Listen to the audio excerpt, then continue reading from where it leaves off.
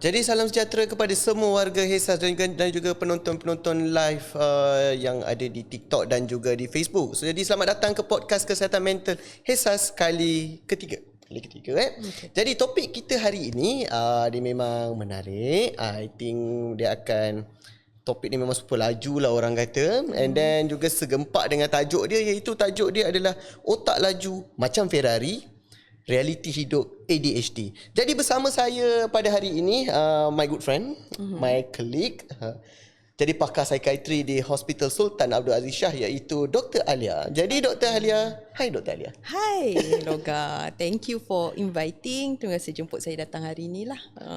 You're most welcome. Jadi dah ready nak pandu Ferrari hari ni, Doktor? Pandu Ferrari? Boleh. Kita dengan break yang sepatutnya lah kan. Harapnya kita sepatutnya lah. Tak naklah break basikal kan. So, jadi kita harap macam kita guna break yang betul supaya kita pun tak tersasar daripada betul. Kita punya ni kan. Tapi analogi tu betul lah Doktor. Sepatutnya bila kita drive, contoh kita bawa Ferrari, sepatutnya break dia macam Ferrari lah kan. Betul. Tapi kadang-kadang itulah tersilap pakai yang kapcai punya. Yang kapcai punya. Betul. Tu kan. Itu isu dia. Tapi untuk para penonton di sana, tolong share dulu live ni. Share. Korang tekan button ni, apa yang ada, semua yang ada. Korang tekan je lah semua yang ada tu. Share lah live ni dekat kawan-kawan kan. Boleh tag kawan-kawan korang juga kalau korang rasa macam otak dia tu macam Ferrari juga. Bagus kan. Kita dapat memahami sama-sama lah kali ni kan. So Doktor, bila kita bercakap pasal Ferrari, Ferrari pula. Kita bercakap mengenai ADHD. Okay, mengenai ADHD ataupun nama penuh dia adalah Attention Deficit Hyperactivity Disorder. Betul Doktor? Betul. Okay. Jadi stigma masyarakat. Stigma masyarakat yang ada di luar sana yang hari-hari mungkin saya tak pernah nafikan bahawasanya kadang-kadang stigma tu sendiri ada je dalam kalangan our friends in healthcare, not in the psychiatric team outside or okay. So bila kita cakap yang tu, apatah lagi di luar sana dekat public kan, bila kita cakap mengenai ADHD, orang selalu bayangkan mengenai kanak-kanak. Kanak-kanak yang mungkin kanak-kanak kecil yang berlari sana berlari sini, tak boleh nak duduk diam kan. So kita kadang-kadang kita tengok kan, budak tu lari sana sini, adalah mak dia kata dia ni hyperaktif, dia ni hyperaktif. Ataupun mungkin kita boleh tengok kat klinik lah kan. Kalau klinik especially pada klinik yang ramai kanak-kanak, betul, kids punya days lah kan, kita mungkin akan tengok macam kenapa budak ni lari sana lari sini, tak boleh nak duduk diam kan, atau kat pits ke kan. Jadi tapi realitinya Doktor, apa pendapat Doktor setuju tak dengan saya kalau saya kata ADHD ni tak semestinya kanak-kanak, dia boleh je jadi untuk orang dewasa? Betul juga tu Loga, pasal memang kita tak boleh nak katakan ADHD ni hanya berlaku kepada kanak-kanak. Nak katakan macam ADHD ni kan is a neurodevelopmental, maksudnya dia neurodevelopmental disorder, maksudnya disorder yang daripada isu perkembangan otak kan. So jadi kanak-kanak tu satu hari akan jadi dewasa. So yang selalunya orang kata macam kenapa baru adult baru kena diagnose kan. Dia kata memanglah berlaku di kalangan dewasa, tapi sebenarnya mereka ni adalah yang tidak didetect daripada awal. So jadi waktu kanak-kanak tu orang terlepas pandang. Macam you katalah macam dia hyperaktif, alah biasalah. Betul. Hyperaktif boys kan, kalau lelaki lagi senang. Dia orang kata berlari-lari ni biasalah tu kan. Alah nama pun lelaki orang kata. Lepas tu budak perempuan mungkin bercakap banyak tak berhenti, tapi macam baguslah dia bercakap. Macam tu kan. So jadi banyak benda yang tu mungkin orang kata macam mungkin di luar sana tak tahu lagi. Kita tak boleh nak kata macam tak boleh detect, pasal kalau kita tak ada awareness, kita tak tahu nak tangkap. So mereka ni akan pergi ke dewasa, akan membesarlah kan, akan menjadi dewasa. And usually bila dewasa mereka didetect kerana mereka ada kesusahan untuk cope dengan demand sebagai seorang dewasa. So jadi waktu kecil scaffolding tu ada. Saya kata scaffolding tu, kita punya plan tu, orang plan untuk kita senang kan. So budak-budak ni kalau malas belajar, cikgu letak depan. Yang suka berjalan-jalan duduk depan kan. Duduk depan, dia dah boleh fokus. Mereka ni bukanlah diorang tak pandai, diorang pandai. So jadi diorang duduk kat depan tu. So kalau kat rumah mak dah kira dah buat structure, jangan duduk diam semua tu. So diorang dah melalui semua tu, dan bila diorang dah besar, scaffolding tu dah hilang, when demands lagi tinggi. Contohnya diorang dah kena start dapat gaji, nak kena urus financial, nak kena bayar tax. Bayar tax. Nak benda-benda tu orang Tapi banyak betul, kan. betul, orang banyak, betul. So jadi bayar tax, nak kena bayar bil, nak semua tu. Bila dah jadi masalah, demand tu lebih tinggi daripada kebolehan diorang. Itu menyebabkan diorang akan berlakulah masalah lain seperti anxiety, komorbid yang lain, di mana waktu itulah mereka akan detect, dan waktu itulah baru diorang boleh seek help. Waktu itulah kita orang akan diagnose kata ADHD. Bukan sebenarnya dia didiagnose ketika dia adult. Sebenarnya dia terlepas pandang daripada kecil. Memahami pada waktu ketika dia kecil. Simptom-simptom dia tu usually memang ada dari kecil. So senang ceritanya adalah sebenarnya ADHD ni tak datang pada ketika you tengah membesar dah jadi dewasa tu, tidak. Dia memang datang daripada sewaktu you memang orang kata you born with it lah. It's a neurodevelopmental issue, jadi you born with it. Jadi cumanya orang kata pada kala dia membesar tu, dia punya dalam dia punya developing stages tu, mungkin parents dia, mungkin orang dewasa yang bersama dia tu tak ada awareness tu, atau mungkin dia tak tahu pun sebenarnya itu adalah simptom, makanya tak dapat rawatan. Makanya bila dah besar, bila dia orang kata dia punya banyak lagi benda yang orang kata yang perlukan fokus yang tinggi, especially yang dia kena berdiri sendiri. Pada ketika itulah dia macam something wrong is with me, then baru dia mula dapatkan rawatan. So, selalunya macam itulah. Itulah, bukanlah kita orang diagnose lama, kita orang kata you adopt baru you ada ADHD. Tak, sebenarnya daripada awal. Faham. I think that's something that orang kena tahu, bahawasanya ADHD tak datang hari ni. Memang datang daripada somewhere beyond ages dulu kan. So untuk hari ni kita akan fokus kepada adult ADHD, doktor. Okay, baik. Okay. Sebab rasa macam kanak-kanak tu mungkin sekarang ni okay lah, we starting to get awareness lah. Betul. I mean by ages, I think saya tak tahu lah, saya rasa after COVID it plays an important role lah. I think lah. I think after COVID dia memang semakin lama semakin naik. And today we are seeing a lot of patients that coming to clinics telling, at least they say like, maybe why not just diagnose me kan. Pasal mak dengan ayah spend more time dengan anak-anak kan. So jadi diorang sedar macam ni rupanya. Betul. I think really COVID yang memainkan peranan yang sangat tinggi lah kan. Okay doktor. So bila kita cakap mengenai adult ADHD ni doktor kan, so bila dia dah dewasa ni, doktor rasa ketara ke kita akan nampak, maksudnya like contohnya orang kata, untuk yalah, kalau kanak-kanak kita nampak lah, very straightforward, kita nampak contoh macam this hyperactive thing bila datang, mungkin kita akan buat some assessment, straightforward, clear cut, we know itu adalah ADHD. Macam mana dengan orang dewasa pula, doktor rasa ketara tak simptom dia? Well, selalunya mereka tak ketara sangat. Selalunya mereka ni dari kecil. Bila kita cakap pasal ketara, is like when we talk about ADHD symptom kan, kita talk about inattentive, kita talk about hyperactivity, kita cakap pasal impulsivity kan. And kalau dengan kanak-kanak, kita nampak dari segi diorang ni hyperaktif tu, macam contohnya diorang berlari, tak boleh duduk diam, and then selalu bergerak-gerak, tak boleh kacau kawan tu, yang pasal itu yang impulsivity-nya. Dan inattentive tu dia tak boleh nak fokus dekat dalam kelas. So kalau kanak-kanak lebih kepada macam tu kan.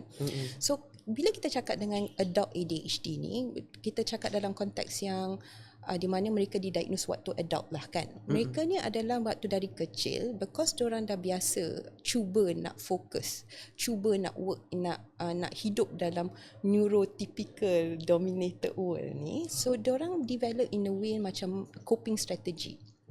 And kadang-kadang this is when diorang masking lah. They learn how to be masking about diorang punya symptoms tu. So kalau sebenarnya kita takkan tangkap pun, jadi diorang ni kononnya katanya diorang siap je kerja rumah. Mak akan cakap, kalau saya dapat collaborative history daripada yang dewasa tu, nanti diorang akan cakap lah macam mak dia buat je kerja rumah, dia habis je kerja rumah, dia selalu dapat doktor. Tapi sebenarnya bila you cakap dengan pesakit tu kata memanglah mak dia garang, so dia kena score, tapi dia sebenarnya go last minute. Dia punya kerja rumah pun sebenarnya last minute, and actually banyak careless mistake. Sebanyak careless mistake. Pasal diorang inattentive kan. So diorang tak boleh nak buat benda, diorang terlepas pandang dan diorang terni. Bukanlah diorang sengaja, tapi memang purely careless mistake Really because of careless the inattentive issue lah. So tapi bila dewasa ni, kita bila dia dah pasal kita as they grow up, they develop masking. So macam kalau aku buat macam ni, aku plan, aku kena pergi awal lagi semua tu. Kalau kes macam ni I buat je lah pandang, tapi kat dalam otak tu dah ada 1001 benda. 1001 tab dah 10 tengah dari satu tab ke satu tab yang lain kan. So jadi dia orang macam you nampak macam ni, tapi dia inner restlessness tu akan lebih ketara lah. So mereka ni usually kita akan tangkap macam nampak mereka ni macam tak boleh nak plan sangat. The issue is diorang develop secondary masalah yang macam anxiety ke depression, because that is kalau ikutkan my cases memang selalunya datang di kita orang punya klinik because of the secondary issues. I see. So bila kita tengok dia orang macam sebenarnya is stemming from the idea di mana diorang bila dah dewasa ni, bila I katakan macam banyak lagi demand kan, diorang tak boleh nak organize. Okay, bila kita cakap pasal ADHD ni, kita kan cakap pasal executive function lah. Betul. Betul tak? Betul. So bila executive function ni, macam mana I nak cakap layman term dia kan? Macam kita executive function ni basically kita punya controller lah. Okay, kita punya controller. Macam motherboard. Okay. It's actually kita punya parental cortex kita lah.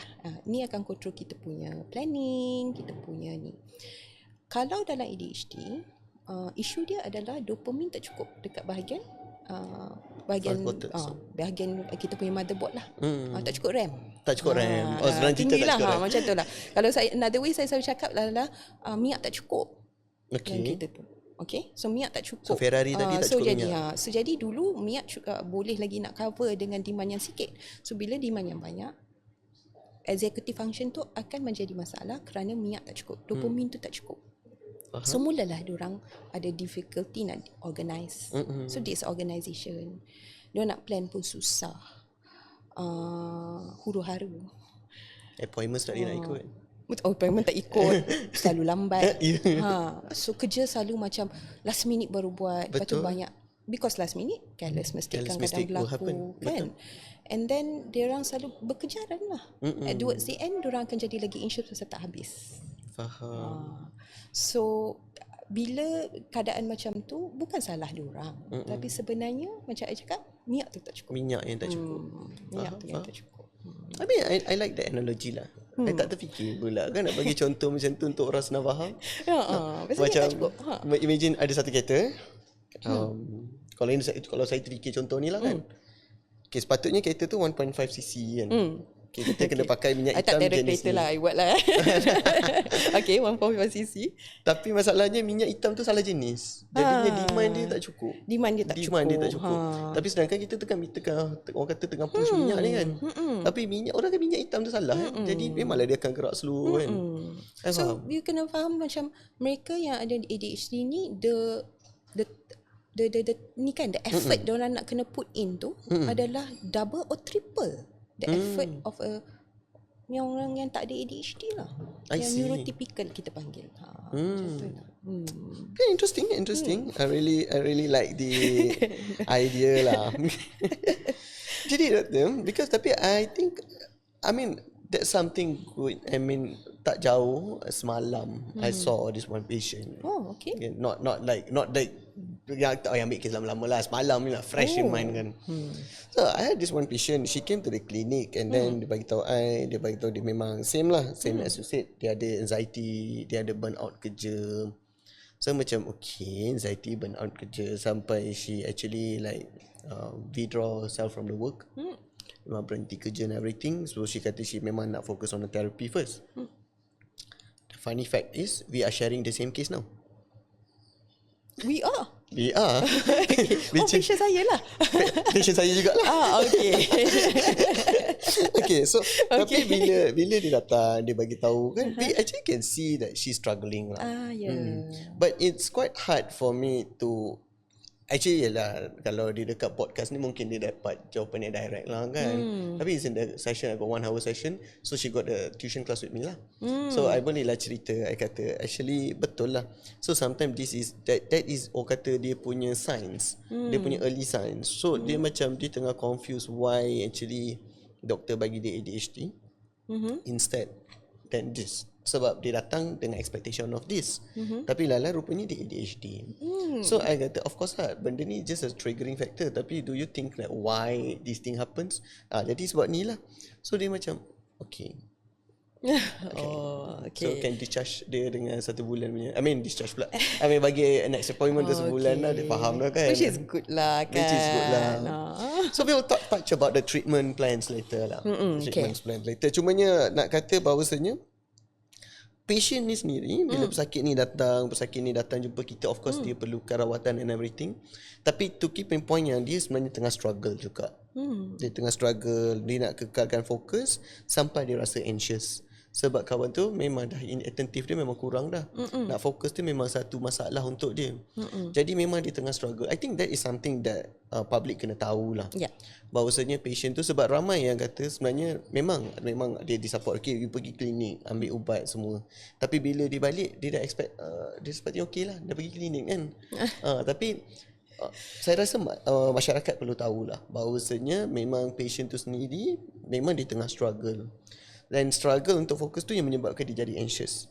Daripada anxious tu lah last dia terpaksa, like as you said, dia kena masking diri dia sendiri untuk tutup semua orang kata cacat cela yang ada dekat dia. Supaya dia dapat tutup kelemahan ni daripada bos dia, daripada kawan-kawan dia. So I think that's quite sad lah. Kesian lah kan.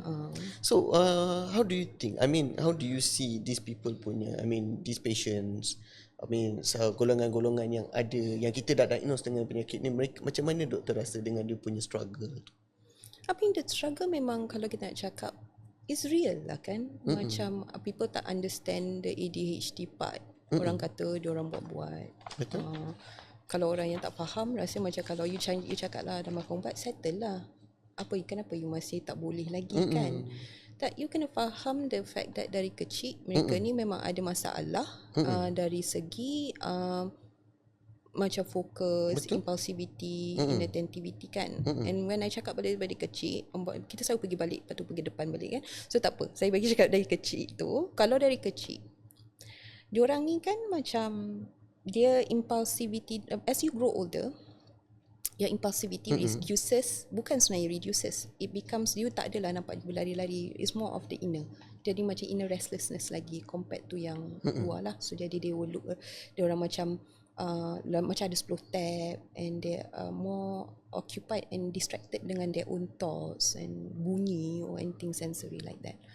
So diorang ni bila as grow old, diorang kalau dari kecil tidak dapat perhatian daripada awal, diorang tak dapat the skill untuk actually control that. So by the time diorang sampai kat kita, macam bila dah as an adult, yang I cakap kat you lah, macam diorang datang kat kita, diorang dah develop anxiety semua tu because of the stemming under background dia adalah kerana dia tak boleh nak pay attention in class. Kenapa kawan ni faham cepat, aku 2-3 kali baca pun tak boleh faham. Kan? So dia mulalah compare diri dia. Anxious. Kan, macam anxious, macam kenapa teruk sangat ke saya ni kan, macam saya ni tak boleh nak faham kenapa, and they start to have develop macam low self esteem. Like I'm different from I ni memang tak pandai lah, I ni lah. So jadi itu membuatkan diorang akan end up jadi macam lama-lama lagi teruk, makin lagi teruk. Especially kalau the demands are quite high lah. Saya cakap pasal, kalau saya cakap pasal macam saya rasa every course pun makin lama, makin as the year go by, macam makin susah. So jadi macam especially final year kan, sini kita final year project lah semua tu kan, lagi banyak benda diorang lagi banyak demanding, dia punya executive so function. dia start fikir, kenapa aku duduk kawan aku duduk 1 jam boleh fokus, dah hafal dah semua, aku tak boleh lagi.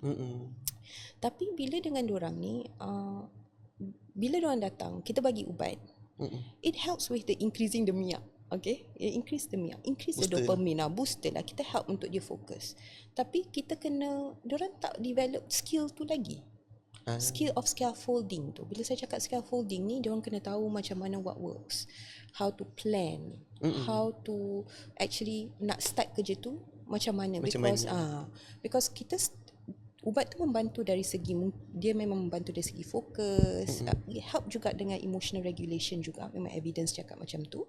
Tapi at the same time ubat tu tak membantu the fact that diorang tak ada skill tu lagi. So kita kena develop skill tu untuk diorang. So bukanlah diorang tak boleh lagi, skills tu penting. Skills tu yang tak ada. Skills tu tak ada. So jadi macam bila cakap soal scaffolding ni, we find ways to macam mana to scaffold dia untuk berjaya membuat sesuatu. Contohnya kalau saya ajar patient saya rasa macam you do the things that interest you first, because diorang ni bukan tak ada fokus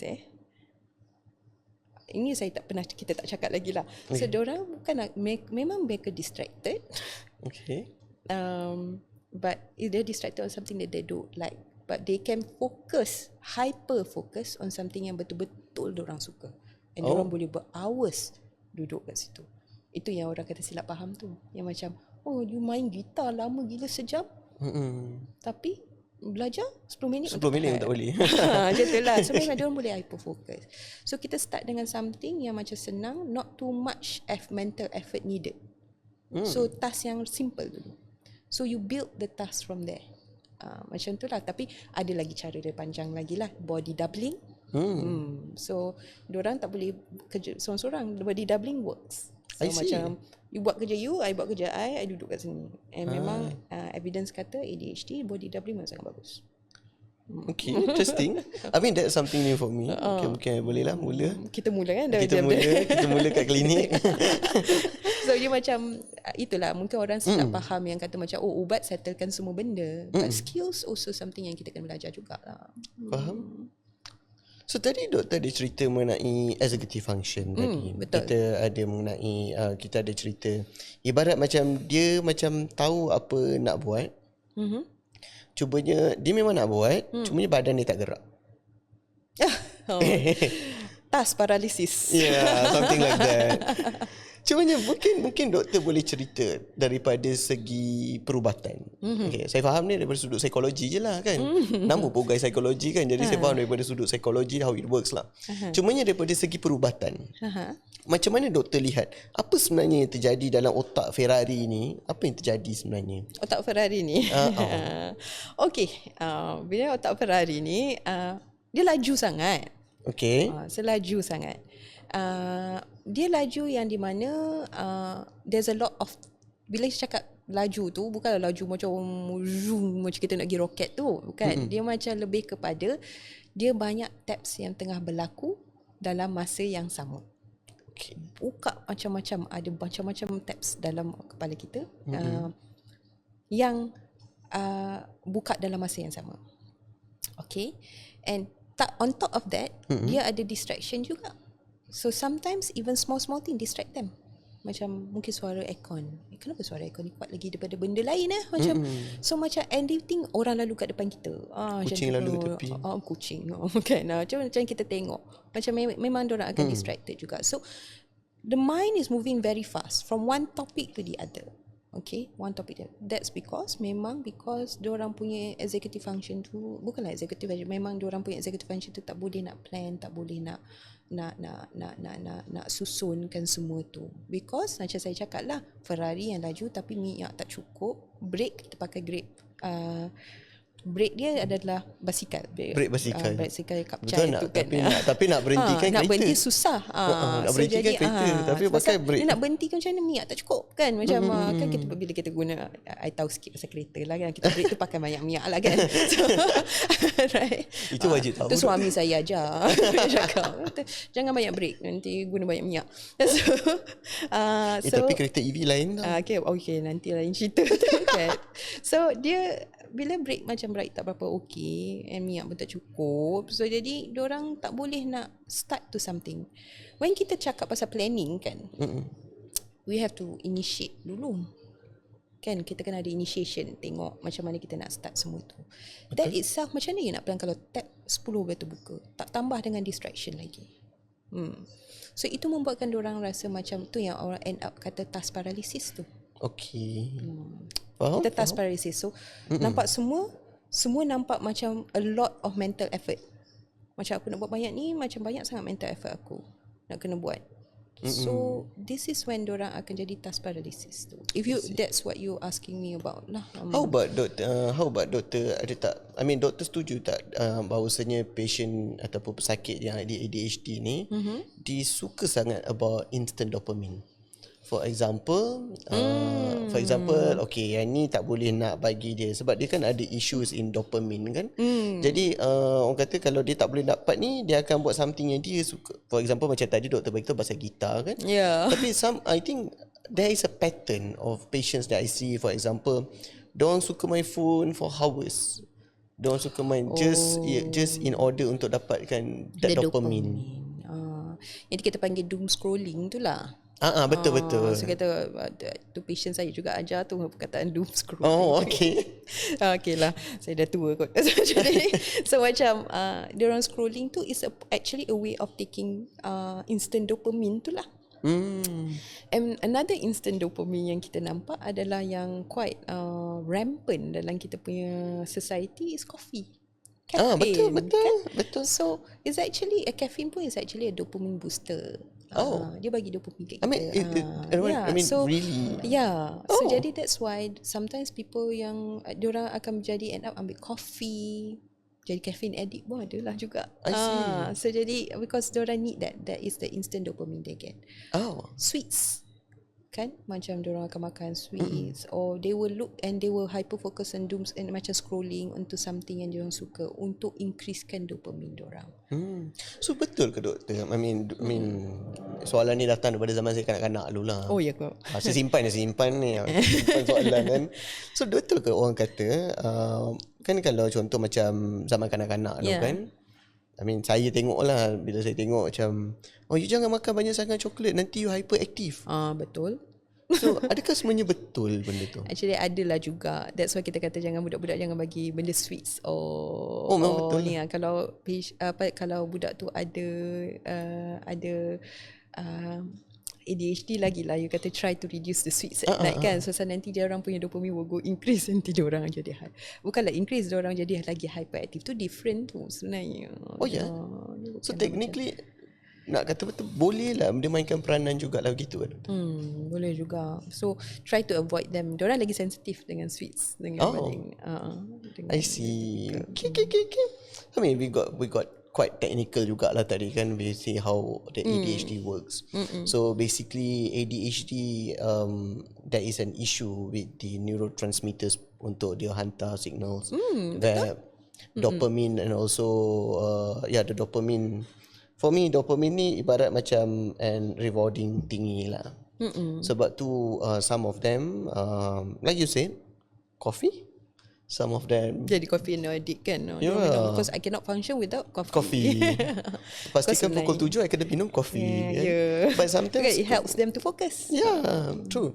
So nak kata boleh minum tak boleh minum je lah. Cumanya you kena control jugalah. Betul.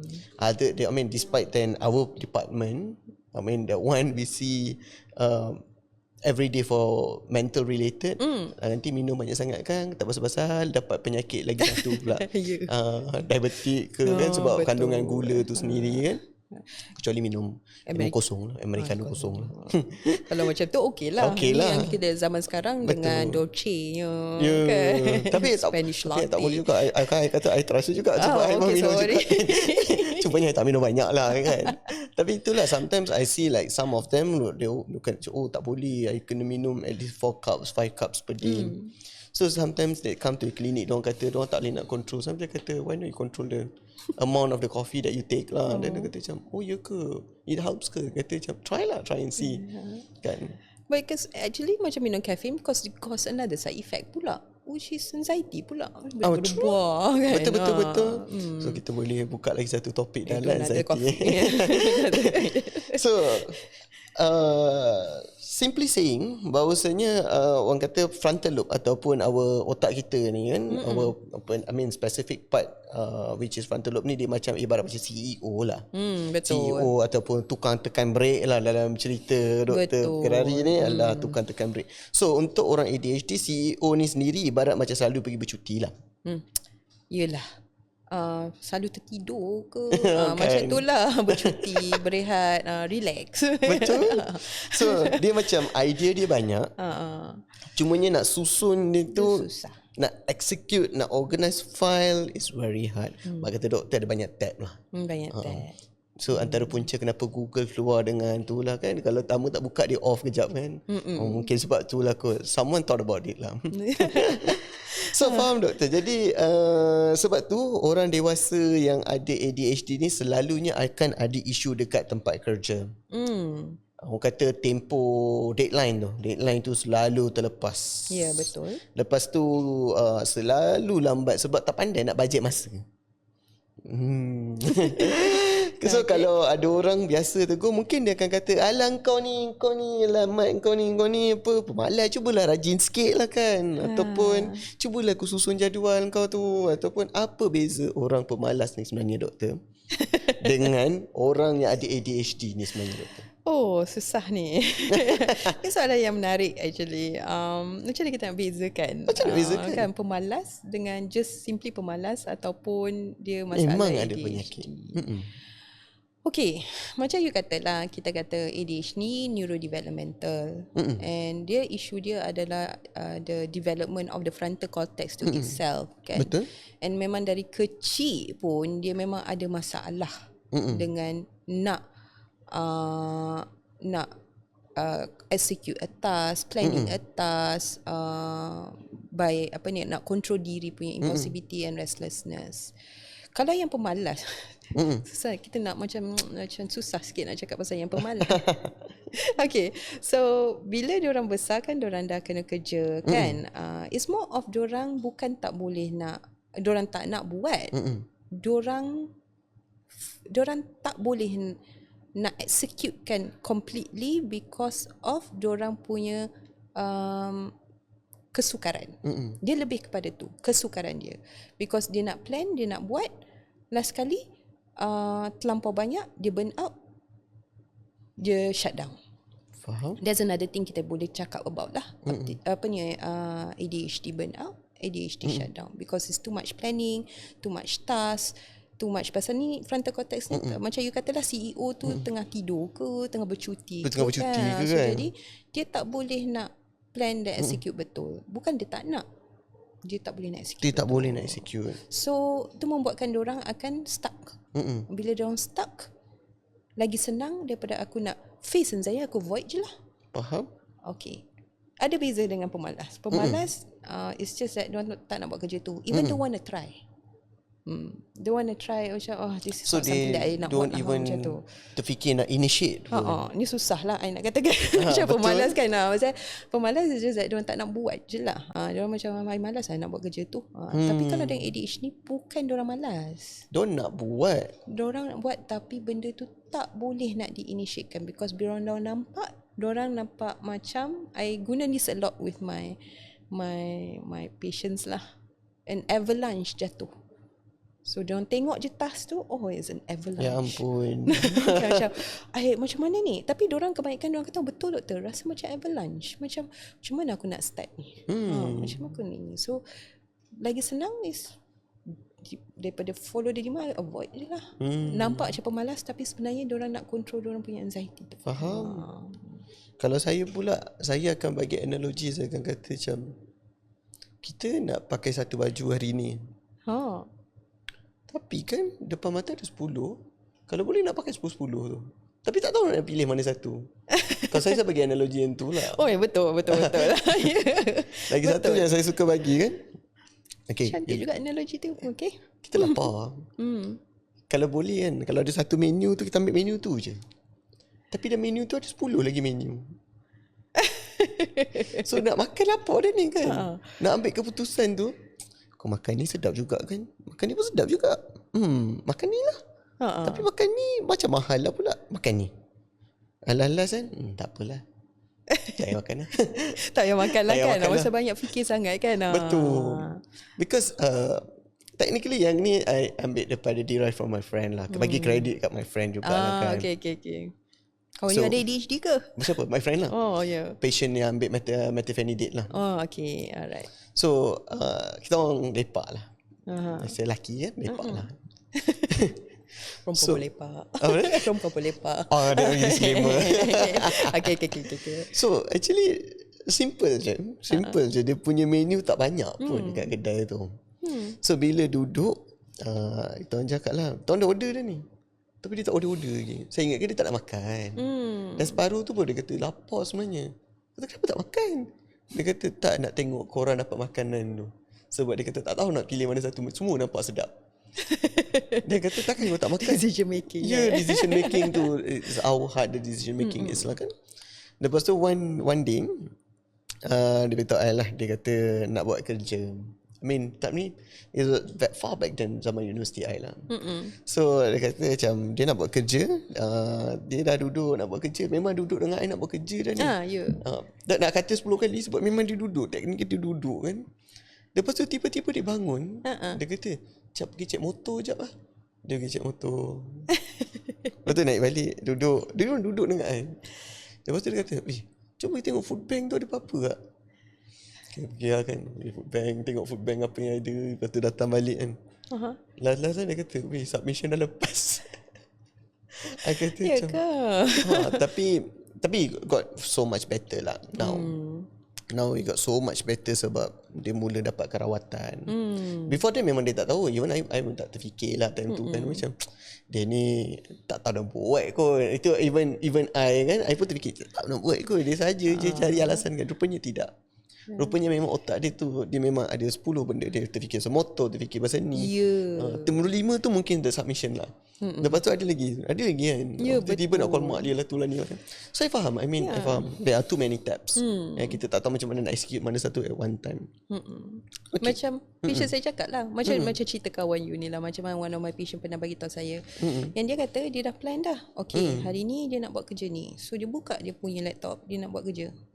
Lepas tu dia teringat makanan dalam makanan masih tak tertutup lagi. So dia pergilah nak pergi tutup.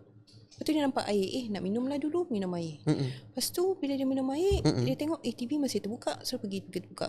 So the whole thing macam terbuka. Lepas tu apa dalam TV ni? Tengok pula TV tu 10 minit dah habis. Lepas tu by the time dia kata dia sampai kat tempat kerja dia kata aku tu sepatutnya buat kerja dah habis. Dah sejam dia tengok cerita tu. So dia kata sebenarnya dia more of like macam kena distracted lah kan. Bukan dia tak nak, dia distracted. So jadi dia bila sampai kat tempat minyak aku dah tak cukup ni, 20 minit tak cukup. So dia akan dapat buat fokus tu sekejap je. Faham. Tu antara yang orang katalah. But I tak nak macam orang rasa macam sekarang ni memang aku pun distracted, macam maksudnya aku ADHD ke tak. Bukanlah macam tu. Yang penting dapat rawatan dulu lah. Let's see whether it is betul ADHD ke tidak. Sebab ramai juga yang datang bagi tahu, I rasa ada ADHD lah. Memang betul. Tapi it's quite hard. I mean kalau nak buka topik ni mungkin kita kena buka lagi satu session lah. Tapi that's another thing. Tapi I always tell people that doesn't have to be semuanya ADHD. Sometimes it's just overshadow each other. Sometimes mungkin sebenarnya dia memang ada underlying bipolar. Cumanya some of the symptoms tu memang overshadow dengan ADHD. For example like running thoughts of mind.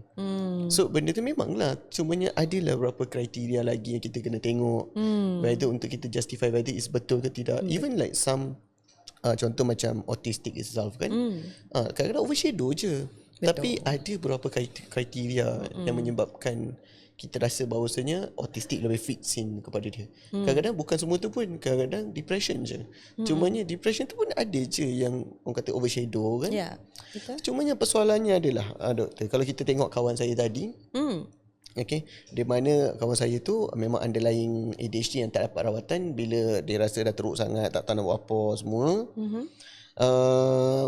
baru dia dapat rawatan, then dia dah okey lah, kiranya semakin sihat lah kan. So persoalannya adalah doktor, sebenarnya adakah sebenarnya ADHD ni boleh sembuh? Sebab kalau daripada sudut psikologi, saya memang boleh jawab lah, which is ADHD ni dia bukan macam demam denggi yang boleh sembuh. Untuk saya lah, saya jawab daripada sudut psikologi dia. Tapi saya bagi doktor, saya pass baton kat doktor untuk daripada sudut biologinya sendiri. So, betul. Okay. So daripada sudut psikologi, ADHD ni bukan macam demam. Okay? Kalau macam demam memang boleh sembuh. Okay, contoh patient datang ke klinik, kita datang, kita tengok simptom dia. Oh, you dah baru sehari demam, kita bagi dia PCM untuk 3 hari. Okay, datang hari keempat, kita test run blood semua tu untuk tengok macam mana keadaan dia, bla bla. Macam mana dia akan sembuh juga. Sebab kita akan find why the demam is there. Adakah disebabkan oleh viral infection ke, adakah disebabkan oleh dengue, adakah disebabkan oleh apa lagi, apa yang kita ada, infection, pneumonia, so apa-apalah semua tu. Tapi bukan, ADHD bukan macam tu. ADHD adalah a neurodevelopmental punya disorder. Jadi maksudnya otak tu memang perlukan something like hardwire lah. Kita kena rewire balik lah otak tu kan. Tapi untuk saya, kalau tanya kat saya as a psychologist, memang dia sangat-sangat boleh diurus. Jadi kat sini kita perlukan kerjasama. Sebab tu saya rasa kat ASAS kita ada team. Kita ada team. Walaupun orang kata 2 team yang berbeza. Satu dekat team psychiatric, kita ada doctors, kita ada clinical psychologist, and dekat ASAS Soft kita ada counselling psychologist, kita ada counsellors. All kan. Cumanya sebagai seorang pegawai psikologi, saya tak boleh nak bagi ubat. Saya memang tak boleh bagi ubat lah kan. It's not under my qualification. Mungkin saya tahu ubat apa, tapi takkan saya nak pass, saya tak tahu dosage kan. And tak ada MD, dah first thing lah kan. Saya tak boleh nak prescribe ubat, apa-apa pun tak boleh. Cumanya dia memang menyalahi etika kalau saya buat pun. And nombor 2, itu bukan kepakaran, that's another thing lah. Cumanya bahagian ubat ni memang saya akan pass lah dekat doktor-doktor. Siapa ke doktor kita ada, semua kita pass lah kan. So macam mana sebenarnya doktor, ubat ni boleh bantu patient ADHD ni sendiri? Ni macam saya kata analogi, macam you explain about the executive function tu kan, semua tu ni tu yang saya kata analogi minyak tu.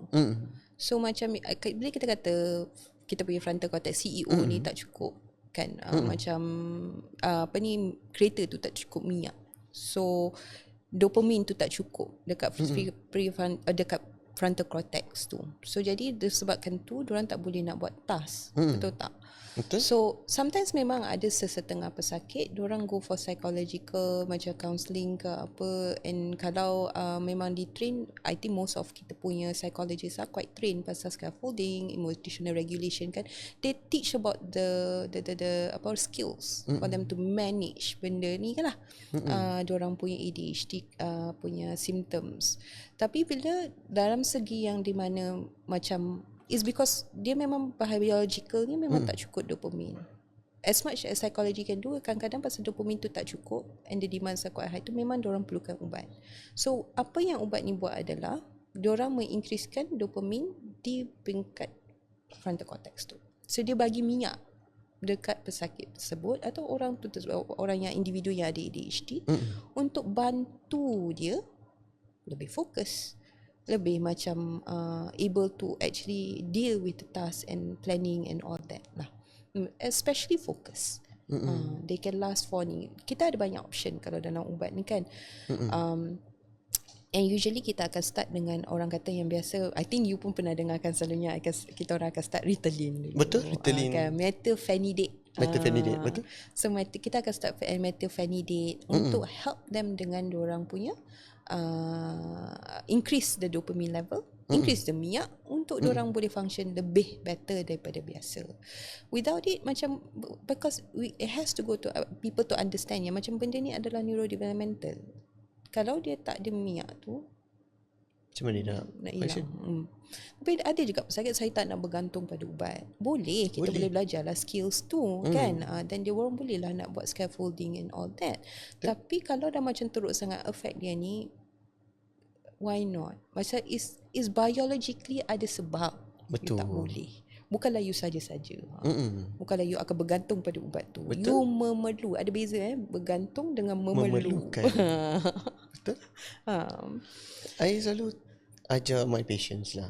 Saya kata, kalau dia satu benda yang jarang lah orang nak bercakap. Especially dalam, mungkin doktor selalu lah. Even saya belajar ni daripada those days lah, those my student days dulu. Saya belajar daripada Malaysian Psychiatric Association. Dia pernah buat satu kelas TOT lah. So that is where I learn lah. Saya pun, I mean technically saya tak belajar kat universiti, tapi saya belajar dekat luar. Okay. So that was a moment, I mean time tu dekat my old place lah. So dia orang ajak, jom lah join. So that is where I learn, and I selalu ajar my patient sampai hari ini. Yang mana dalam rawatan psikiatri moden dia ada 4 benda. Dia ada biological macam doctors lah.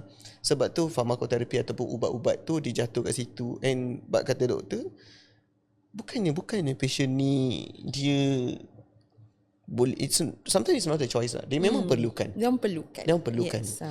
So kadang-kadang ada orang yang okay, dia ada 4 tadi lah, which is biological, psychological, social and spiritual lah kan.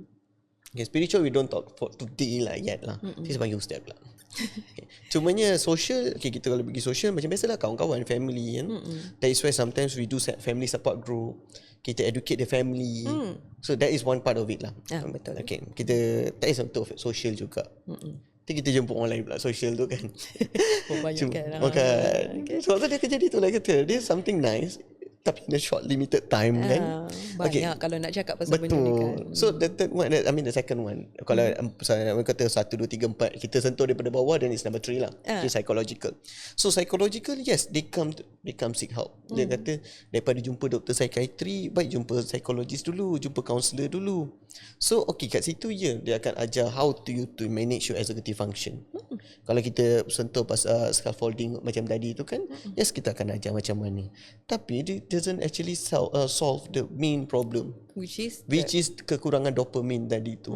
So I mean betul kena datang, boleh dapatkan bantuan. Bila dapatkan bantuan kita akan ajar. Tapi untuk jalankan benda ni, you perlukan the main thing, which is dopamine tadi tu. So dopamine tu itself lah yang doktor akan tolong dengan bagi ubat. Antaranya lah kata, and yang ni pun kena beritahu juga, sebab selalu orang kata macam, oh hari tu ubat tu tak function, jadi tak function lah. Tu kena beritahu juga, ubat sebenarnya bukan satu. Dia ada banyak, terlampau banyak jenis ubat. Sometimes kalau nak ajar ialah kena buat kelas pula kan. Cumanya betul. Cumanya nak ikan ceritanya, contoh macam ubat tu, kalau ubat tu tak ngam, please come back. Please come back, let us know. I mean let the team know bahawasanya tak okay. And then at least kita boleh adjust ubat. Betul. Pasal bila kita cakap pasal ubat, memanglah kalau kita akan start, kalau kita nak start terus your dose. Betul. Takkan nak bagi high dose terus. Kita akan start in a low dose first. Tengok whether jalan ke tidak. Kalau tak, and then kita increase lah chicken dose. Okay, sedikit dose. Kita akan start dengan low dose and then we taper up according to kalau how the patient ni. Tapi you have to understand juga, bila pesakit-pesakit ni datang, individu ADHD, like I said lah, macam diorang punya comorbidity tu ada masalah kesihatan mental lain lah, macam masalah kesihatan mental lain macam anxiety and all that. They have higher risk of developing that.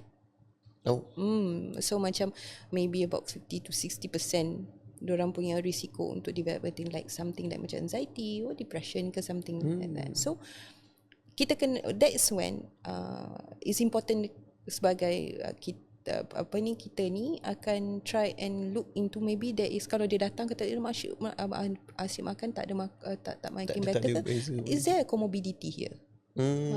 Is it something there's an element of anxiety? Pasal anxiety pun memang kadang-kadang boleh buat kita punya fokus makin teruk.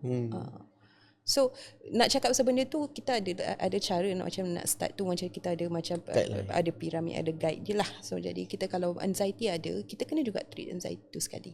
Faham. So jadi anxiety tu kena juga. So dia orang kata dia jalan serentak lah. Jalan serentak. So ubat anxiety pun kena ada, ubat Ritalin tu kena ada juga. So anxiety once dah ada skills and everything, and kalau ubat dengan psychological intervention hand in hand together, lagi bagus. Lagi so basically saya setuju dengan apa yang dulu saya belajar tu lah. So ada, I mean it's always lah, it's very common lah, it's very common. Kadang I percaya kat team doktor, kalau doktor nak refer kan, dia kata kan saya dah jumpa doktor, berapa lagi saya nak jumpa ni kan. Psikiatris ni carry stigma lain kot. Tapi ada juga some yang macam dah datang kat dan kata lah, I rasa I nak refer you lah. Dia kata macam, oh tapi I tak ada apa-apa lagi. I'm not crazy yet. Why in the world you nak pergi hantar pergi psychiatrist? No, you need it. You perlukan. Apa tu kena educate. But the point is, I hope the public lah yang tengok hari ni, diorang faham bahawasanya kadang-kadang lah, bukan selalu, kadang-kadang ada kes di mana kita perlukan multidisciplinary punya approach lah. Jadi selain daripada team psychiatry, perlukan juga psychological punya intervention.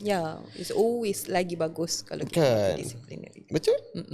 Jadi ceritanya adalah bila doktor dah betulkan dia punya minyak tadi tu, ataupun bila doktor dah bagi ubat, enjin Ferrari tu pun dah stabil, dah update dia punya brake kan, tukar brake dia kepada caliper yang lebih bagus semua tu kan. So brake pun dah makan. That is where actually counselling dan therapy akan masuk untuk ajar balik cara dia untuk memandu. Sebab doktor betulkan kereta je, saya akan ajar dia memandu, nak bagi lesen kan. So dalam sesi terapi ni kita akan ajar klien banyak benda lah, especially when we talking about coping mechanisms. Okay. Kita buat, we can call it lah, kita ada banyak. Kita ada contoh, kita ada CBT, yang common ones lah, orang biasa tahu CBT. Kita boleh ajar macam mana badan dia untuk dysregulated back and everything. Lepas tu macam mana nak pecahkan tugas. Sebab ada orang dia tengok dia punya tugas sebagai benda-benda besar. They see only macro things, very big things. Tapi untuk make it, itu chunk into small little things to make it micro kan. So macam mana bak kata doktor body doubling tadi semua tu kan. So that is what we do lah dekat klinik, and that is how psychiatric and the psychology team actually can work together dalam usaha untuk kita betulkan seorang pesakit. Okay. So mari kita tengok, I just want to go through Facebook and see kalau ada apa-apa di Facebook. Mari kita buka Facebook, kita tengok kalau ada soalan. Mana Facebook saya ni? Okay. Doktor tahu ke sebenarnya kita tengah live? Nak tanya. Doktor tahu dah. Bos saya nak datang awal-awal ni. So kalau saya tengok di Facebook, ada yang kata pecahkan tugas CBT, betul. That is one of the treatment that we do lah kan. So dan kita tengok someone said task paralysis. Orang quoted your sentence, body doubling. Then someone said, doktor, mic tolong dekat sikit doktor sebab korang dengar. Alah, sorry ke. Saya ni suara perlahan sikit Then saya perasan ada orang tanya, macam mana nak detect anak saya aktif lain macam? Macam mana nak detect kalau anak saya aktif lain macam? Okay, so jadi macam, ni kalau kita cakap pasal childhood ADHD lah kan. Well, dia depend pada umur lah kan. Kanak-kanak tu kan kita ada fasa bila diorang kosong, macam kedua tu dia mau merangkak, and then the third, umur 2, 3, 4 tu macam diorang tengah explorative and all that lah. 2 tahun tu kadang-kadang memang dia hyperactive. Memang dia hyperactive sikit kan, kita expect because they're sensory seeking, diorang nak tengah cari exploration, nak kembang otak diorang kan. So kalau macam you nak tengok kata ada a person tu macam betul ke ADHD ke tidak, macam let's say macam in the age where diorang sepatutnya boleh buat table task, ataupun diorang dah boleh macam tadika, kita duduk tadika tu kan, macam diorang dah boleh duduk diam or play together and go to class, macam boleh buat table task lah. I katalah, I tak nak kata kelas, tadika bukanlah kita tak naklah mengajar, kita tak ada kelas sangat kan, kita more of ni work together, play together and learn together kan. So jadi selalunya kita boleh nampak diorang punya buas tu lebih daripada biasa comparatively kepada peers diorang. So kalau peers diorang boleh duduk 10 minit, 15 minit, 20 minit, 30 minit dalam seluruh kelas tu, dia macam boleh duduk 5 minit. So jadi yang ni you kena tahu pasal attention span pula. Macam as a age, kalau kecil you tak expect lah attention span 30 minit kan.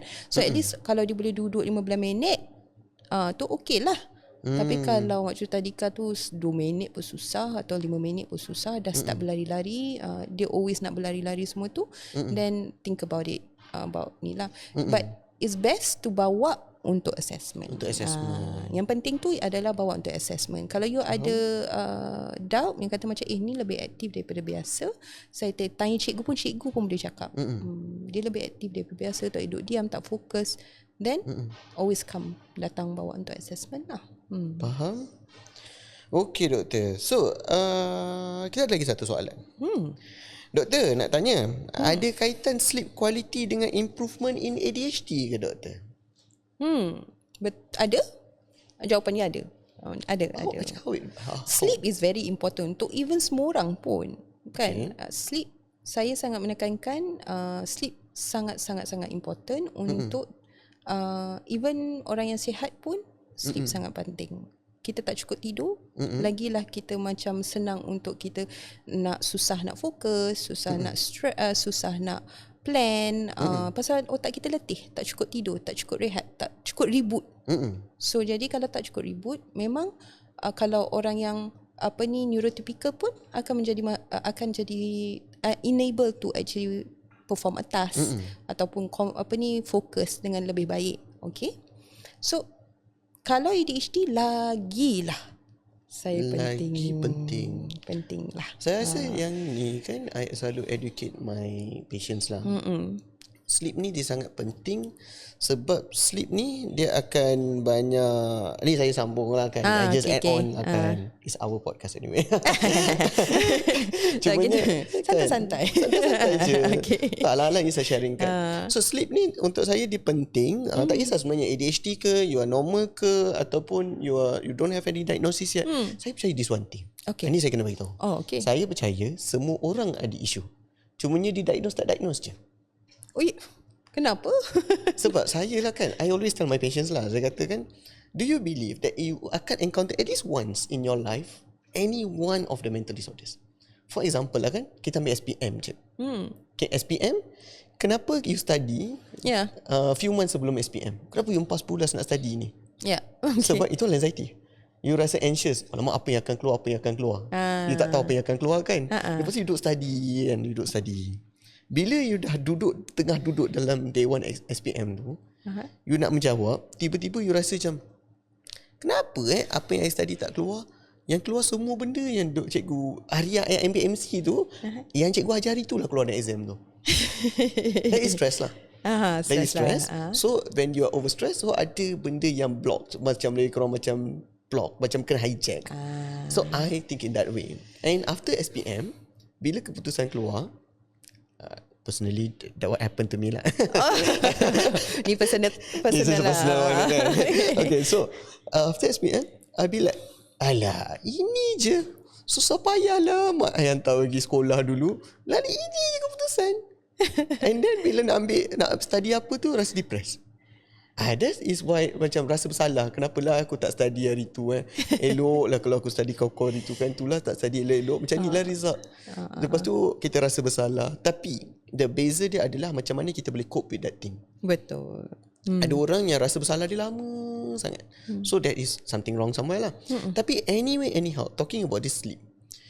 Sleep is important for us to maintain our hormone stability. For example, melatonin lah. For example lah, paling kecil pun melatonin lah.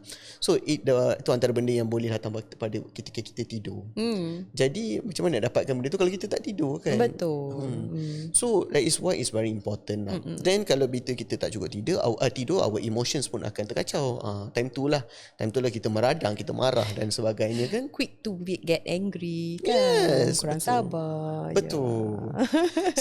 So that is why it's very important, dan saya setuju antara bila orang kata adakah penting tidur dalam menangani kes-kes ADHD ke bipolar, you call it lah whatever you want to call it, tapi semua kes ni betul memang tidur sangat penting. Even kita yang biasa, neurotypical yang biasa pun, orang yang normal pun please lah jaga tidur juga kan. Betul. So let's see, ada lagi ke? Ada yang kata suara bergema.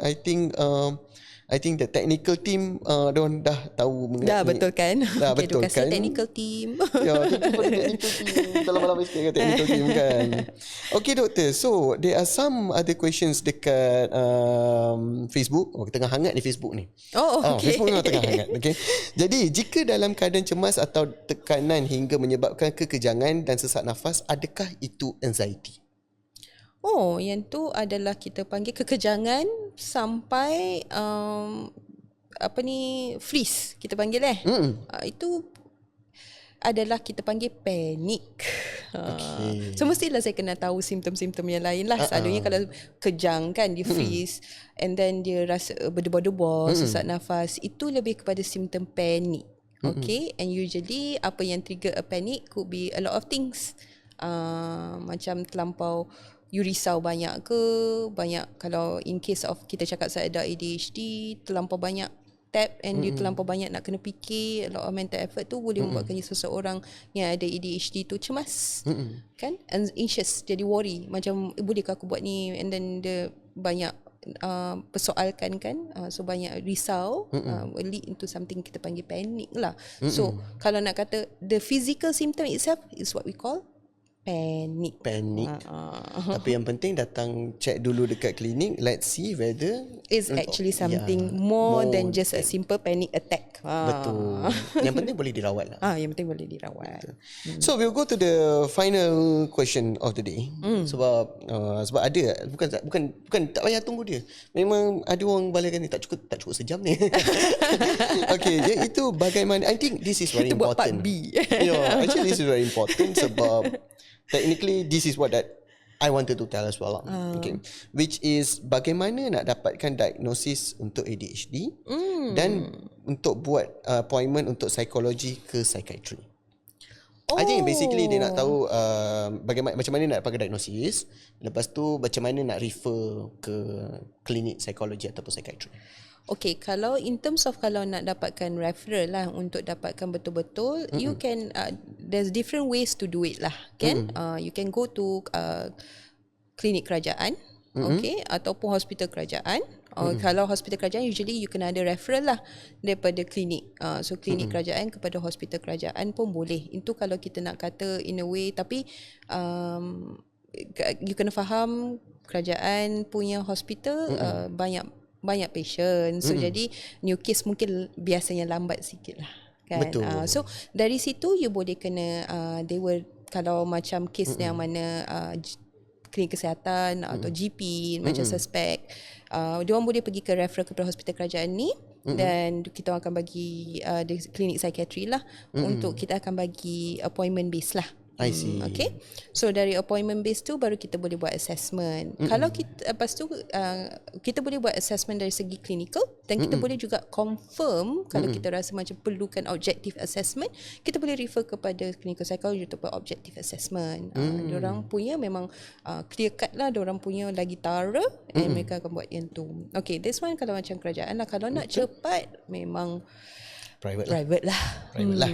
You can give a call kalau macam tu, apa-apa pun get yourself assessed dengan by doktor yang boleh diagnose. Ataupun psychologist pun sebenarnya boleh.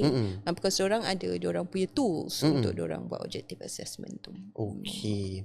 Ada je pernah I dapat case di mana clinical psychologist dah buat assessment dulu, and diorang refer kat saya untuk start ubat. I see. Then before we end, there are nice questions, which is boleh share tentang prolonged stress, boleh develop secondary chronic illness, and also macam mana nak doubling untuk anak fokus belajar. Ni 3 soalan Okay, yang pertama adalah boleh share tentang prolonged stress, boleh develop secondary chronic illness. Okay, boleh. So kalau you tak dapat enough rest, enough regulation, okay, so let's say kalau you stress, you tak rehat. Stress tu berterusan sampai you rasa macam tak ada stop, okay? So one stress after the other. There's no time to have a rest ataupun a way to regulate, another way yang macam kita ada time to just be away from your work ke semua tu. Yes, you will lead into what we call burnout. I suka guna perkataan battery tau bila dalam tu. Battery?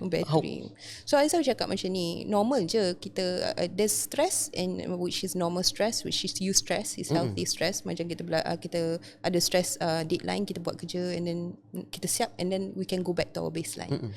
But sometimes there will be another stress we call bad stress, which is distress. So jadi macam prolong, macam tak berhenti yang kita tak rehat. So stress yang berterusan akan boleh lead tu kepada burnout. So burnout ni bila bateri I pernah bagi di stock, and I cakap bateri iPhone kalau distress ni kalau kita pergi bersihat, bercuti, dia hilang lah dan kita balik lah kepada normal.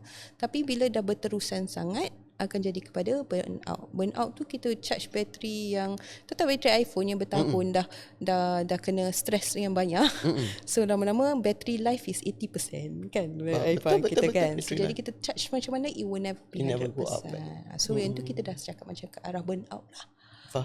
So jadi burnout yang berterusan tanpa mendapatkan rehat dan coping yang betul ataupun intervention yang betul. So like to another chronic illness lah. Anxiety, depression. Even towards health issues lah, like cardiovascular issues. Yes, put the high risk tau. So mental health sangat penting. Ya betul. It's very interconnected lah. Sebab tu kadang-kadang kalau orang tanya kat saya akan bagi contoh macam diabetic. So diabetic, contoh macam with diabetic, you can go towards your eye. We can get eye disease daripada this diabetic. Tak kat mana, tiba-tiba dapat CKD. Contoh dapat chronic kidney disease kan. Betul. Okay doktor, so masa sangat mencemburui lah. Okay, masa yang sangat mencemburui. Bukan saya tak nak jawab, masa yang sangat mencemburui. Jadi yang penting adalah jangan label ikut suka hati lah. Jangan label ikut suka hati. And then also nak nasihat boleh. And saya nak bagi satu nasihat kepada sesiapa yang suka lupa benda, mana letak kunci mana tu. Cuba, kalau saya lah kan, I always say cuba letak satu mangkuk yang special dekat tepi. So put whenever, macam contoh you tak tahu letak kunci ke mana, letak kunci dalam mangkuk tu. So at least you know. Dia macam some of the people they might letak mana-mana boleh cari balik. Tapi untuk orang yang ada masalah pelupa ataupun ADHD whatsoever, put something that's very special with you, put inside of it. Jadi bila nanti you nak cari, tahu lah nak ambil kat mana. Scaffolding tu. Yes, betul. So memang masa you pun tak tahulah kan. Tahu-tahu dia pukul 11 kan. Memang masa is a problem lah. Kerana kita tengah borak kan, tengah berdebat kan. Jadi conclusion untuk hari ini adalah ADHD adalah bukan satu kecacatan. Dia adalah satu orang kata satu cara yang how your brain process lah. Your brain process it in another way around. So proses otak tu sendiri yang berbeza. Jadi kalau diurus dengan betul, kalau kita sokong dengan ubat-ubat daripada psychiatry, ubat daripada terapi psikologi, jadi kelajuan Ferrari tu tadi, awal-awal dari Ferrari tu tadi, kita boleh jadikan dia superpower dan dia akan membantu you dalam kerjaya you especially dan dalam kehidupan you sendiri. Betul. Bila bercakap dengan adult kan? Betul tu sangat. Yes. And go ahead. Sama dulu tak apa bagi you. Saya nak bagi tahu kepada warga Hisas, warga UPM, semua penonton yang ada, kalau you all perlukan bantuan, pintu klinik psikiatri dan juga section counselling saya sendiri sentiasa terbuka. Jangan malu, jangan segan, jangan struggle seorang-seorang. Itu yang penting. Betul. So saya ingin mana-mana sesiapa di mana-mana korang berada, sila berikan satu tepukan yang gemuruh kepada Dr. Alia. Okay, so atas perkongsian Dr. Alia pada hari ini. Okay, terima kasih banyak-banyak doktor sebab sudi join. I know your jodoh is quite packed, but it's okay. Terima kasih juga panggil. Very interesting topic, memang topik yang saya sangat suka. So we will add on to 2 hours lah later. Okay. We'll talk about that later lah. So untuk penonton, jangan lupa untuk follow media sosial rasmi Hisas untuk tak terlepas daripada podcast-podcast yang akan datang. Saya janji dan saya pasti akan ada banyak lagi yang menarik, yang saya pasti yang sangat-sangat akan membawa lagi banyak ilmu dan juga pengetahuan kepada masyarakat, especially mengenai bidang kesihatan. Dan juga untuk podcast kesihatan mental kita dah rancang sehingga bulan Disember 2026. Jadi saya Loga dan saya Dr. Alia. Jadi jaga minda, jaga diri. Bye bye everyone. Bye.